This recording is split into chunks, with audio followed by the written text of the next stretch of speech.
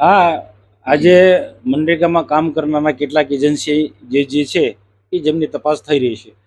એટલે સ્વાભાવિક છે, જિલ્લાના સંસદ સભ્ય તરીકે મારે જાણવું જરૂરી છે. એટલે મેં એમને સામેથી બોલાયા, કામ કર્યું હતું અને હું જાણવું પણ છે એમને.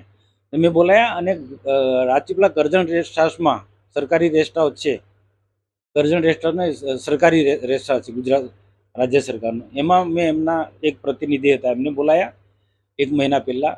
ને એમને પૂછ્યું, ભાઈ સાચી વાત તમે કહો, જે છે તે તમે કહો કે આ કઈ રીતના શું છે. મને બહુ સ્પષ્ટ કહ્યું કે એમણે આ બધું સેટિંગ ગાંધીનગર લેવલથી હોય છે. ગાંધીનગરમાં બેઠેલા ગ્રામ વિકાસ વિભાગના જે પણ જવાબદાર લોકો હોય, કમિશનર હોય કે પછી મંત્રી હોય, આ બધા લોકોનું બધાનું સેટિંગ હોય છે. એજન્સીને કામ મળે ત્યાં સુધીનું સેટિંગ હોય છે.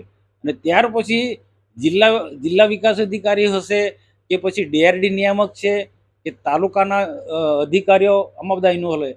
અને પદાધિકારીઓ પણ, જે ચૂંટાયેલા પ્રતિનિધિઓ હોય, એમાં ધારાસભ્ય હોય કે જે પણ હોય, પાર્ટીના ઘણા બધા, દરેક પાર્ટીના લોકોને, બધા લોકોને આણે ફંડ આપ્યું, મને કીધું, મને યાદી બતાવી.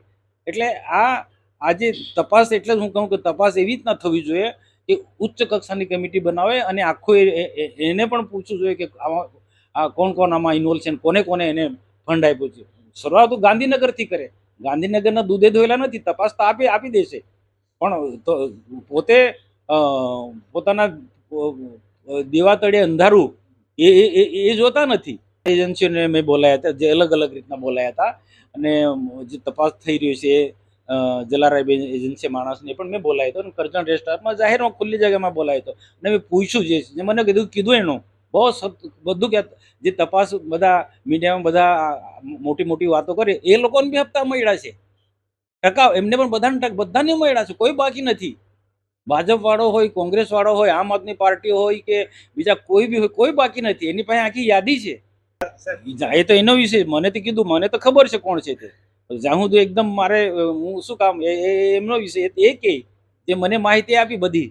મને કીધું, મને એવું કીધું કે ત્યાં ગાંધીનગરમાં મંત્રીઓને કેટલા આપ્યા, સચિવોને કેટલા આપ્યા, કમિશનરને કેટલા આપ્યા, ડીડીઓને કેટલા આપ્યા છે.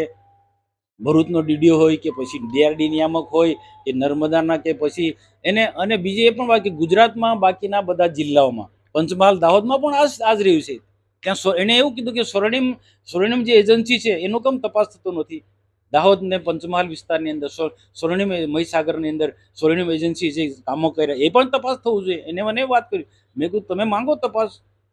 એમને કીધું તમે તમારે તપાસ માંગો, અમે સહયોગ કરીશું. એ સ્વર્ણિમ એજન્સી જેની હોય તેની, તો એના માટે એમને જ આરોપ મૂક્યો. અમારું એટલું તપાસ સ્વર્ણિમની કેમ થતી નથી. મેં કીધું એ તમે જ માંગો, લેખિતમાં માંગો તમે, એની પણ સરકાર તપાસ કરશે. સરકાર બિલકુલ પારદર્શક વહીવટમાં માને છે. અને અમારા ગુજરાતના માનનીય મુખ્યમંત્રી તટસ્થ રીતના કોઈની સાથે અન્યાય નહીં થવા દે. એમાં સ્વર્ણિમ હશે કે જલારામ વાળા હશે કે જે બી કોઈ હશે, એ મુખી હશે, જે બી કોઈ હશે, બધાની તપાસ થતી. અને આખા હું પણ એમ કહું છું, સરકારને પણ કહું છું, એકલા ભરૂચ નર્મદાનો આખા ગુજરાતમાં તપાસ કરો. એક તાલુકામાં, પંચમહાલ દાહોદથી માંડીને બીજા જ્યાં જ્યાં હોય, દક્ષિણ ગુજરાત, બધા જ વિસ્તારની અંદર આ તપાસ થવી જોઈએ. એ એજન્સી પાસે લિસ્ટ છે. એ એજન્સી પાસે લિસ્ટ છે કોને કોને પૈસા આપ્યા છે. વિરોધ પક્ષવાળા બી સાહકારી મારે છે ને, એ ખોટી સાહકારી માને છે. પૈસા લેવો ને ખાલી મીડિયા સમક્ષ બધી મોટી મોટી વાતો કરી. બાકી પહેલે એના પગ તળે અંધારું છે, તપાસ કરે. પોતાના સરપંચોને શું અમારી પાસે લિસ્ટ છે. એ તો વસાવા એમ કહેતા હોય છે, સરપંચ એના જે સરપંચો જે છે એના સરપંચોને તપાસ કરાવે કે એના સરપંચો શું કામ કરે. એજન્સી તો નામ છે, કામ તો નીચે ખરેખર બીજા લોકો કરતા હોય છે. તમે એક આક્ષેપ કર્યો છે કે મંત્રીઓ, ધારાસભ્યો તમામને એ એજન્સીએ મને કીધું હતું.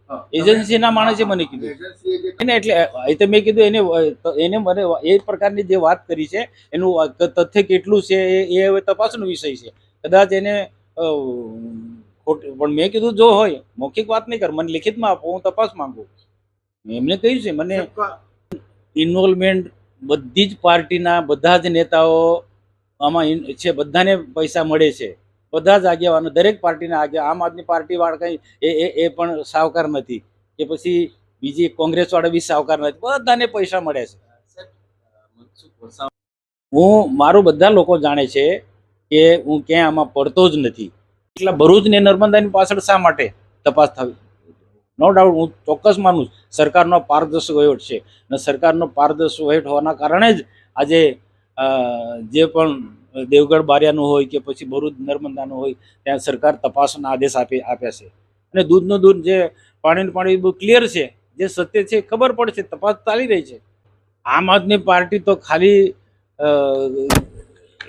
એમ શું કે ચાલુ ગાડીમાં બેસી જવા વાળી આમ આદમી પાર્ટી છે. આજે જે તપાસ કરનાર પેલી વખત તપાસ કોને માંગે પ્રકાશમાં લાવો. પ્રકાશમાં લાવે તો ખબર પડે. તપાસ માંગનાર પણ ભાજપના જ લોકો છે, બીજા કોઈ નહીં. સ્વાભાવિક છે, લોકશાહી છે. લોકશાહીમાં જેને યોગ્ય લાગ્યું એ આગેવાનો તપાસ માંગે ને એ તપાસ કંઈ આમ આદમી પાર્ટી નથી માંગે. આમ આદમી પાર્ટી બધી જગ્યાએ સેટિંગ કરવા વાળા લોકો છે અને મારી પાસે પુરાવા છે કે ક્યાં સેટિંગ કરે. આ જ એનજીઓ કે એજન્સીઓ પાસે બધી જગ્યાએથી આમ આદમી પાર્ટીના લોકોએ બધું સેટિંગ કર્યું છે. અને હું કહું એમના સરપંચો જ્યાં જ્યાં કામો તપાસ કરો. આમ આદમી પાર્ટીના જે સરપંચ છે ભૂતકાળમાં એ સરપંચોના ગામોમાં જાઓ ચેક કરો. મારી પાસે લિસ્ટ છે કે આમ આદમી પાર્ટીના જે ચૈતરભાઈ વસાવા છે એના આસપાસના જે ગામો છે એ ગામોમાં આમ નરેગાના કામો થયા તે તપાસ કરો. દૂધનું દૂધ ને પાણીનું પાણી થઈ જશે કે બધું ક્લિયર થઈ જશે. અમારી તમામ માહિતીથી અપડેટ રહેવા માટે જોડાયેલા રહો S9 ન્યૂઝ સાથે.